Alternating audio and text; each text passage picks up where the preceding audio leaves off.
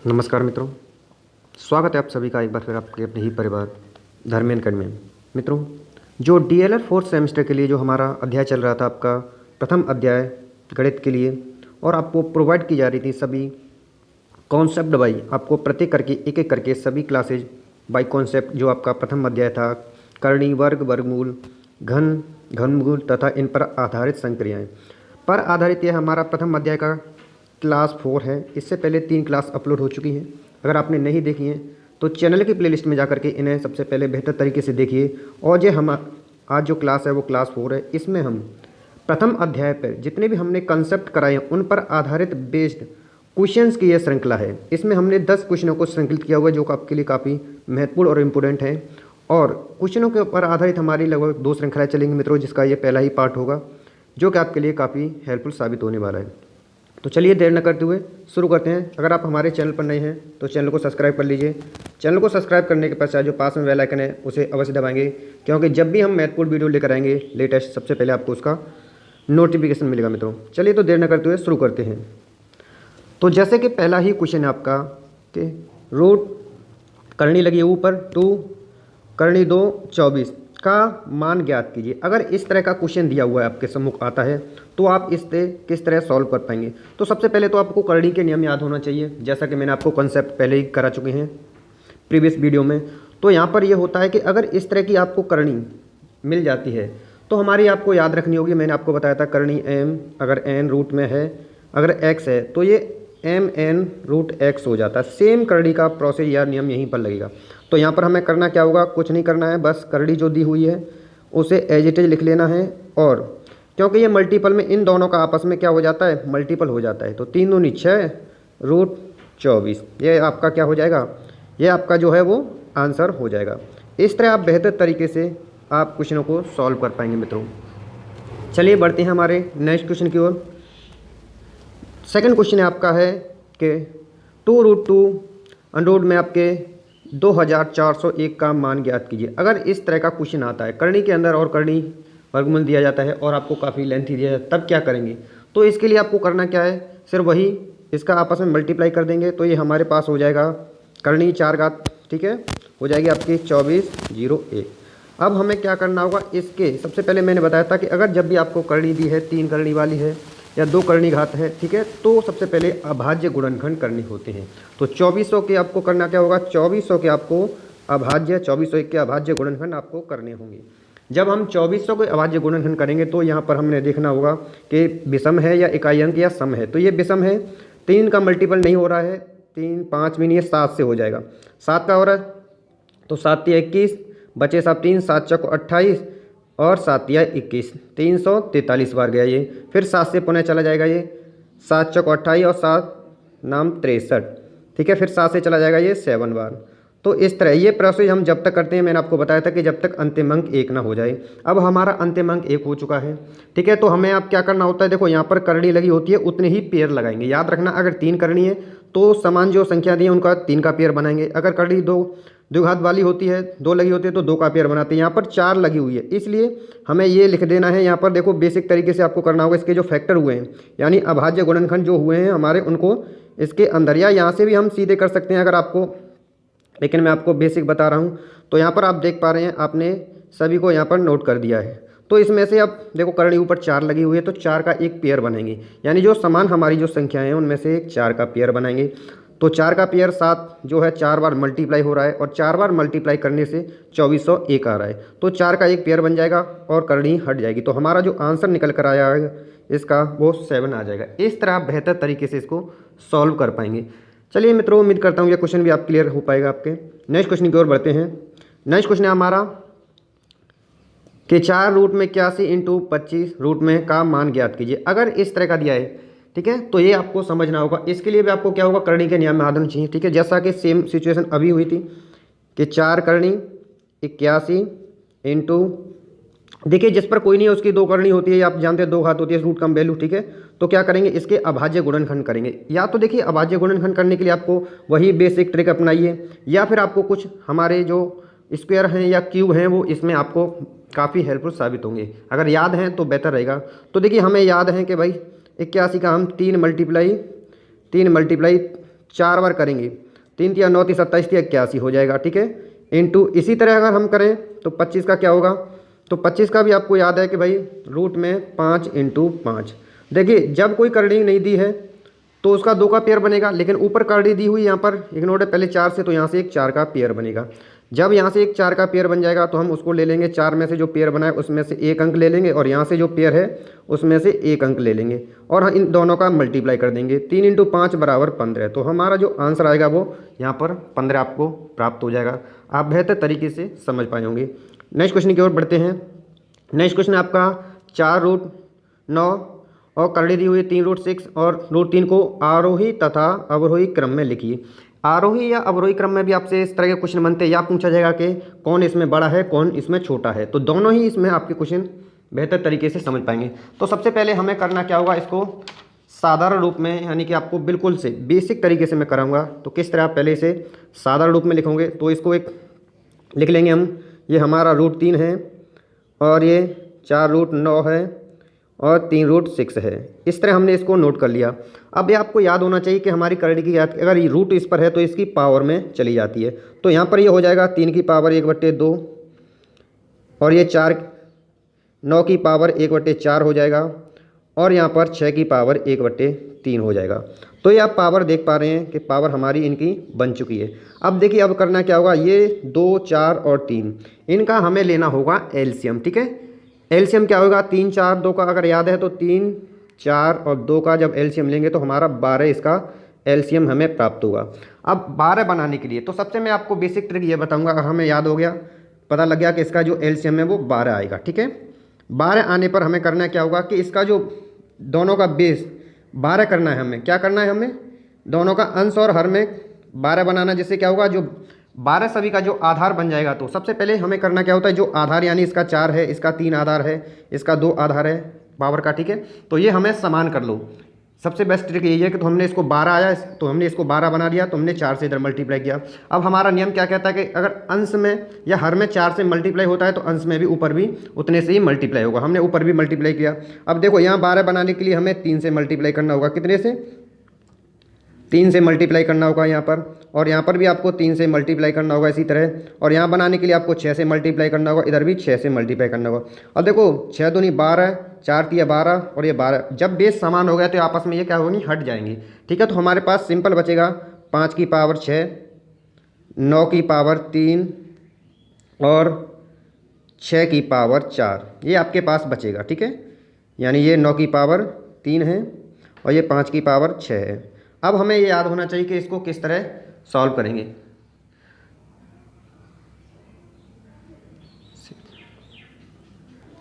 तो देखिए अगर इस तरह का प्रश्न बनता है 4√9, 3√6 या √3 को आरोही तथा अवरोही क्रम में लिखिए, या तो यह पूछा जा सकता है कि इनको कौन सा बड़ा है इसमें राशि या कौन सी छोटी है, तो या आरोही अवरोही। जब बड़ा छोटा समझ जाएंगे तो आरोही अवरोही समझ जाएगा, इसलिए मैंने एक क्वेश्चन में आपको सभी बता दे रहा हूँ। तो सबसे पहले हमें करना क्या होता है, जिस तरह हमारा ये क्वेश्चन दिया है सबसे पहले हम उसको नोट कर लेंगे। 4√9, 3√6 और √3।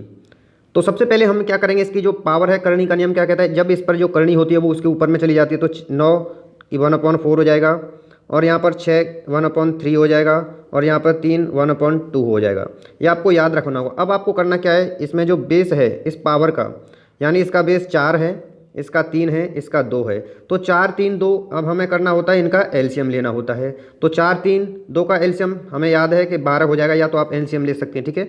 तो अब हमें करना क्या होगा, ये जो बेस है अंश और हर यानी जो पावर का बेस है, यहाँ पर 3 जो बेस है, यहाँ पर 4 जो बेस है, इसको 12 कर लीजिए, क्योंकि जब बेस समान हो जाएगा तो बेस जो पावर में आपस में हट जाता है या कैंसिल हो जाएगा, कैंसिल आउट हो जाएगा, ठीक है।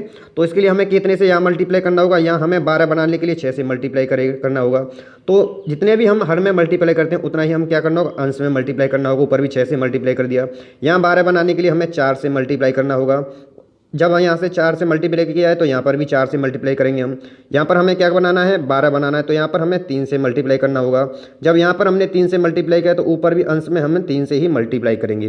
तो ये जो 12 है ये आपस में कैंसिल आउट हो जाएगा। तो हमारे पास जो बचेगा वो बचेगी 9 की पावर 3, 6 की पावर 4 और 3 की पावर 6। अब क्या करना है, या तो आपको 9 की पावर 3 यानी 9 का क्यू ज्ञात है तो उसकी वैल्यू लिख सकते हैं, या 6 की पावर 4 का आपको ज्ञात है तो आप उसे लिख सकते हैं, या 3 की पावर 6 की वैल्यू अगर आपको ज्ञात है तो लिख सकते हैं। तो चलिए अगर आपको याद है तो ठीक, नहीं तो बताते हैं किस तरह आप करेंगे। तो यहाँ तक तो आपका हो चुका है, यहाँ से आगे अब बढ़ते हैं हम। ठीक है, तो 9 की पावर 3 का मतलब क्या होता है, 9 का हम करेंगे 3 बार मल्टीप्लाई। ठीक है, ये आपको याद होना चाहिए। और 6 का हम करना है 4 बार मल्टीप्लाई, और यहाँ से 3 का भी करना है हमें 6 बार मल्टीप्लाई।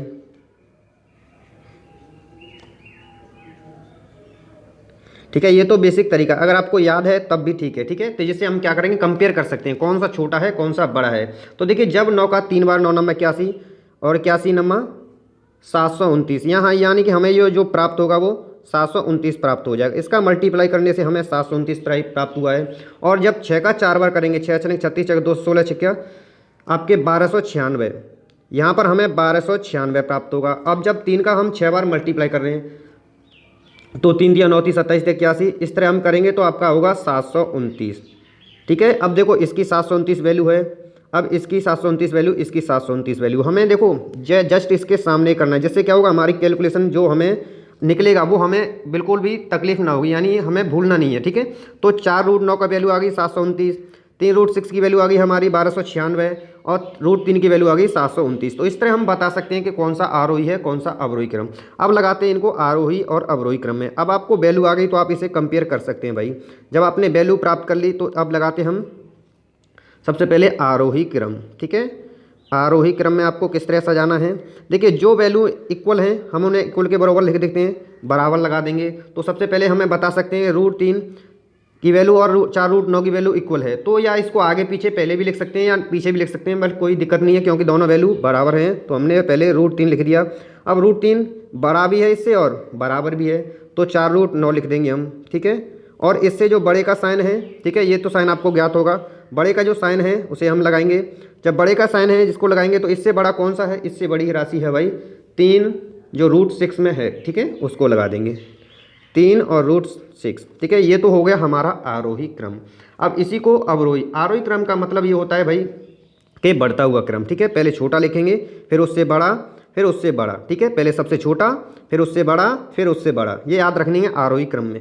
यहीं पर हमें लिखना होगा अवरोही क्रम। ठीक है, तो अवरोही क्रम किस तरह लिखेंगे, तो आरोही क्रम आपने लिख लिया, पहले छोटा लिखेंगे फिर उससे बड़ा फिर उससे बड़ा। अवरोही में जस्ट अपोजिट होता है। ठीक है, अवरोही में लिखेंगे हम घटता हुआ क्रम। ठीक है, क्या लिखेंगे हम, अवरोही। अवरोही किस तरह लिखेंगे, देखो ये वैल्यू आपको याद होनी चाहिए कि किस तरह आपको लगाना है। कोई बड़ा पूछे तब भी बता पाएंगे, अवरोही या आरोही, इंक्रीजिंग और डिक्रीजिंग ऑर्डर, कोई भी लगाना हो आपको ऑर्डर तो आप बता पाएंगे। तो यहाँ पर पहले सबसे पहले अवरोही में सबसे पहले बड़ा लिखना होता है, तो बड़ी वैल्यू यानी ये है 1296। 1296 किसकी है, 3√6 की, तो हमने 3√6 लिखा। ठीक है, अब इससे छोटा कौन सा है, इससे छोटा कोई सा भी लिख सकते हैं, इसे भी लिख देंगे आप तो कोई गलत नहीं है, या इसकी वैल्यू भी लिख देंगे तो कोई गलत नहीं है। तो हमने लिख दिया ये 4√9 क्योंकि ये इससे छोटा है। ठीक है, और इससे छोटा भाई क्या है, और इसके बराबर भी है। ठीक है, इससे छोटा भी है बराबर भी है। ठीक है, तो ये क्रम में लगाना है हमें, तो क्या हो जाएगा हमारा √3, ये हमारा हो जाएगा अवरोही क्रम। इस तरह आप लिख सकते हैं दोनों को ही। उम्मीद करता हूँ आप बेहतर तरीके से, इस तरह का अगर कोई भी प्रश्न बनता है आपके आरोही क्रम का अवरोही क्रम का, या छोटा है या बड़ा, आप बेहतर तरीके से इसको सॉल्व कर पाएंगे। बढ़ते हैं हम नेक्स्ट क्वेश्चन की ओर अपने। नेक्स्ट क्वेश्चन है आपका 5वां हमारा, रूट में लगा है -27/343 का मान ज्ञात कीजिए। अब देखिए यहाँ पर मान ज्ञात करने से पहले आपको विशेषकर ये याद रखना कि कौन सी संख्या पूर्ण घन है या नहीं है। तो यहाँ पर आपको ध्यान देने योग्य बात यह है कि 27 पूर्ण घन है या नहीं, या 343 पूर्ण घन है या नहीं। 27 और 343 हमें याद है कि ये संख्याएं पूर्ण घन हैं। पूर्ण घन है तो हमारा प्रश्न का कहने का मतलब यही है कि इसका हमें क्या निकालना है, घनमूल ज्ञात करना है। क्या निकालना है हमें, घनमूल ज्ञात करना है। घनमूल ज्ञात करने के लिए सबसे पहले क्या करेंगे हम, -27/343। ठीक है, या तो आप करके या एक एक करके, यानी यहाँ पर करनी 3 लग जाएगी, ये आपको याद रखना होगा। ठीक है, यहाँ पर लगाया नहीं है लेकिन यहाँ पर ठीक है लगा होगा, याद रखना। ठीक है, तो ये घनमूल ज्ञात करना है। तो 27 का घनमूल ज्ञात करना है, तो इसके लिए हमें करना क्या होता है, सबसे पहले हमारे जो अंश है उसके अभाज्य फैक्टर कर लीजिए, अभाज्य गुणनखंड और हर के भी कर लेंगे। या तो आपको याद होना चाहिए कि इस तरह करेंगे, तो हमें याद होना चाहिए कि माइनस का, ये देखो माइनस विषय याद रखना है। जब भी क्यू में पूछा जाएगा तो हमेशा मैं आपको बता चुका हूँ, जब माइनस में संख्या होगी और घनमूल निकालना होगा तो उसकी आंसर भी माइनस ही में है, क्योंकि 3 बार जब हम माइनस का मल्टीप्लाई करते हैं तो वो माइनस ही हो जाता है। ठीक है, तो माइनस का 3 गुणा माइनस का 3 गुणा माइनस का 3, ठीक है, 3 तिया 9 27, हमने इस क्या कर लिए, इसके अभाज्य फैक्टर कर लिए। 343 आपको पता होनी चाहिए कि किसका क्यू होता है, ये 7 का होता है। 7 का जब हम 3 बार मल्टीप्लाई करेंगे, 7 7 49 सत्ते 343। अब देखिए ये प्लस का है, अब देखो यहाँ पर क्यू लगा हुआ है यानी कि घनमूल लगा हुआ है। 3 घात वाली करनी है, 3 घात वाली है तो 3 3 का एक पेयर बनाते हैं। ठीक है, क्योंकि इस करनी से बाहर यानी इस घनमूल से बाहर 3 3 का एक जोड़ा समान राशि है, उसमें से एक राशि बाहर निकलेगी पेयर बनाने पर। तो हमें जो निकलेगा वह निकलेगा आपका माइनस का 3 यहाँ से निकलेगा और नीचे निकलेगा 7। तो हमारा जो आंसर आ जाएगा वो माइनस के 3/7, इस तरह आपका इसका आंसर आ जाएगा। चलिए बढ़ते हैं नेक्स्ट क्वेश्चन की ओर। नेक्स्ट क्वेश्चन हमारा है 9√6 भाग 3√2 का या को हल कीजिए। अगर इस तरह का प्रश्न है तो इसमें आपको जो हमारी करनी की जो मैंने कंसेप्ट वाइज क्लासेस बताई थी उसको आपको देखना होगा, क्योंकि जब तक करनी की मैंने आपको करनी को जोड़ना, करनी को किस तरह घटाते हैं, किस तरह उसको भाग करते हैं, किस तरह उसका गुणा करते हैं और किस तरह उसको जोड़ते हैं, ये चारों मैंने संक्रियाएं बताई थी। तो यहाँ पर ये भाग संक्रिया है, तो करनी की भाग संक्रिया को आपको याद होना चाहिए, तभी आप इसको कर पाएंगे। तो भाग संक्रिया हमारी क्या कहती है, तो सबसे पहले तो हम इसको नोट कर लेंगे। जो दिया हुआ है एज इट इज 6 भाग 3√2। जब भी हमें करनी का भाग देना होता है तो ये इसका जो गुणांक होता है, यानी जो 2 है रूट में है, इसका जो गुणांक है इसका इसमें भाग देते हैं, और जो रूट वाली राशि होती है इसका इसमें भाग देंगे। जब 3 का हम 9 में भाग देंगे तो आपको 3 1 3 3 दूनी 6 3 तिया 9 3 प्राप्त होगा। ठीक है, 3 का जब हमने भाग दिया तो इसमें 3 प्राप्त हुआ। जब √2 का √2 के साथ भाग देंगे तो √2 का √6 में भाग देंगे तो हमें 2 तिया 6 यानी रूट में 3 बार जाएगा। ठीक है, तो कितनी बार जाएगा रूट में, 3 बार। तो हम कह सकते हैं जो हमारा आंसर निकल कर आएगा 3√3 बिल्कुल करेक्ट इसका आंसर होगा। यानी करनी की जो भाग देने वाली जो संक्रिया है उससे इस नियम को हम या उस नियम से इसको सॉल्व कर पाएंगे। बढ़ते हैं नेक्स्ट क्वेश्चन की ओर।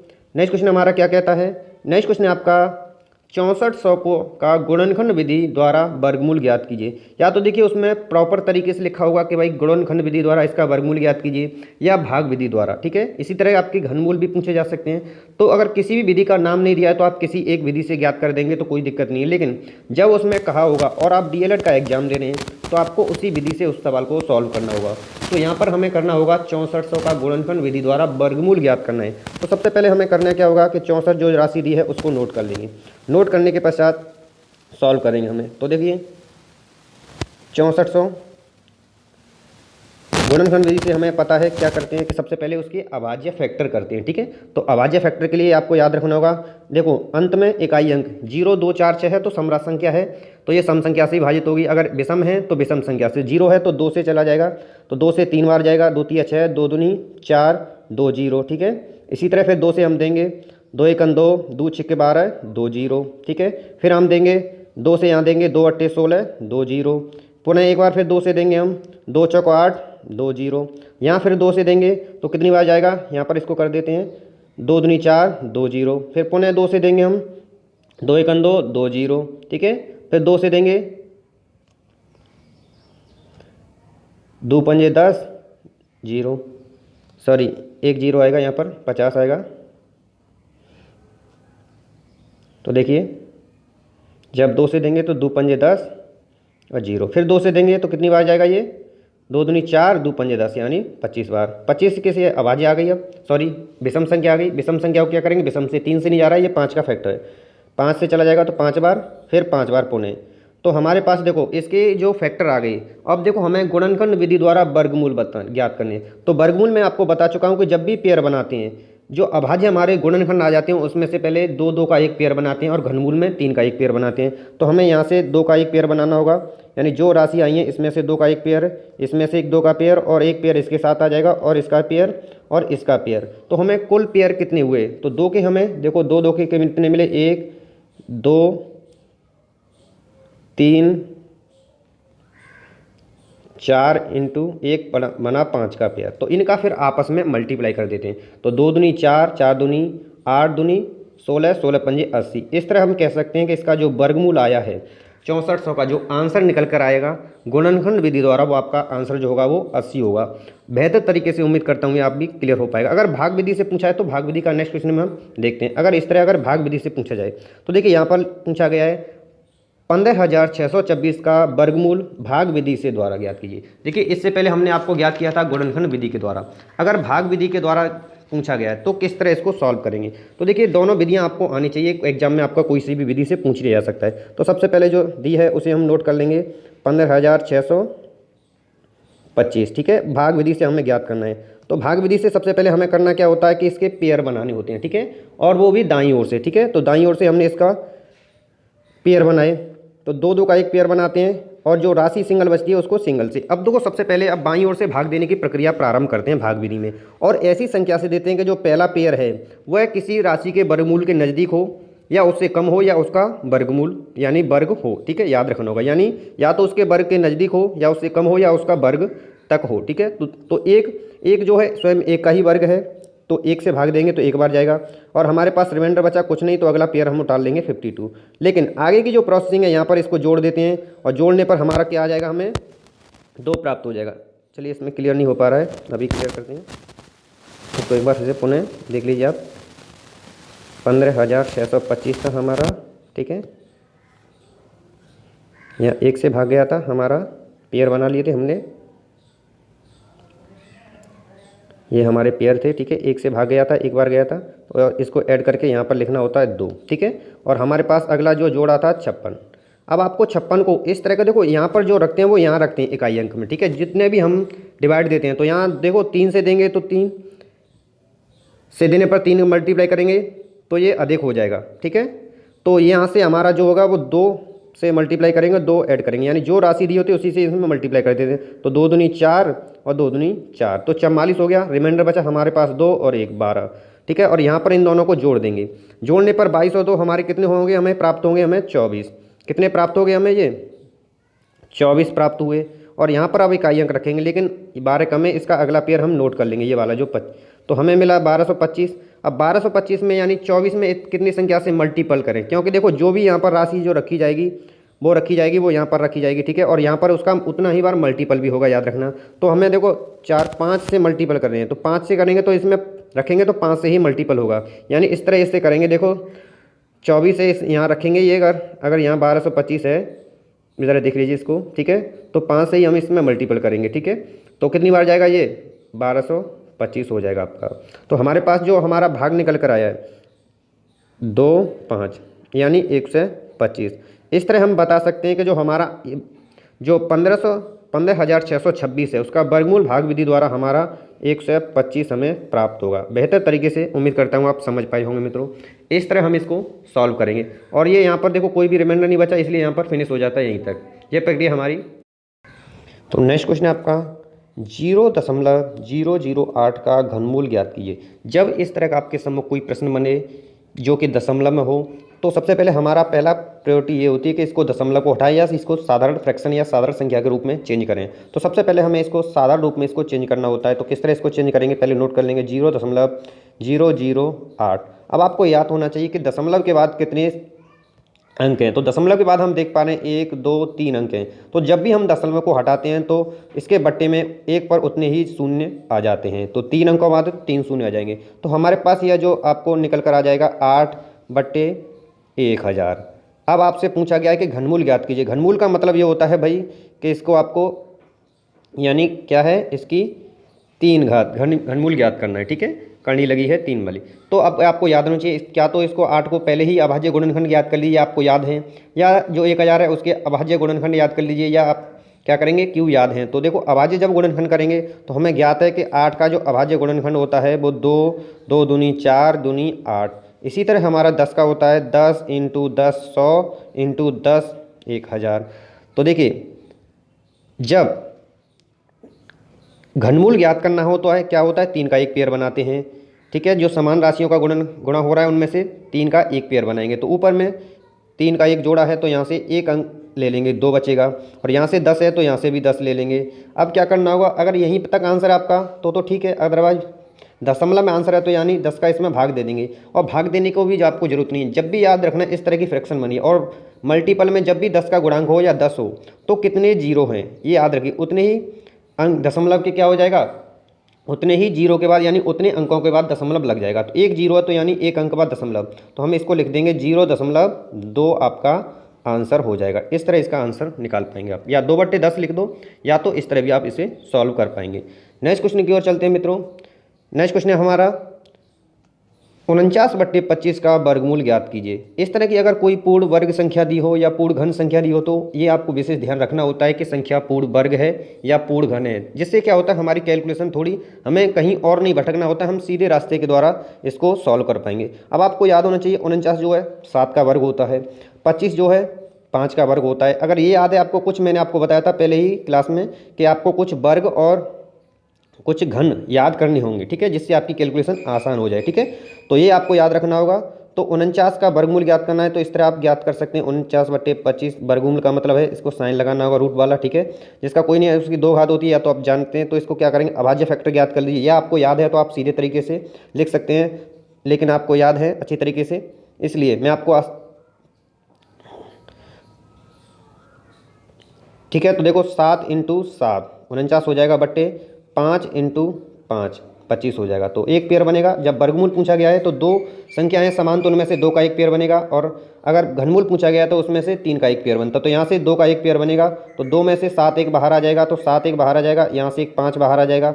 या तो आप इसे 7/5 लिख सकते हैं, या अगर दशमलव में पूछा गया है यानी दशमलव में अगर ऑप्शन में है तो उसे दशमलव में भी आप चेंज कर सकते हैं, 5 का जब भाग देंगे 7 में मित्रों।